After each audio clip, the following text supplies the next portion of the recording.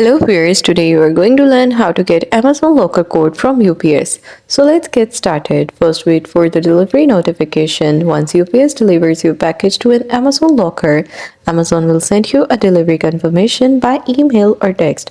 Always remember the message will come from Amazon locker and not from UPS. Then check your email or SMS. You can look for a message from Amazon containing a 6-digit pickup code or a barcode for scanning at the locker. You can use the Amazon application for it too. Just open the Amazon shopping application and go to your orders and tap the delivered item.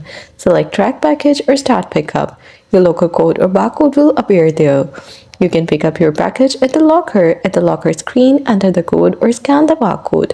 The locker door will open automatically. If you still cannot find the code, you can check the Amazon Message Center inside your account. If it's not there, contact Amazon customer support. They can resend the code. And that's all. Thanks for watching. Don't forget to like and subscribe.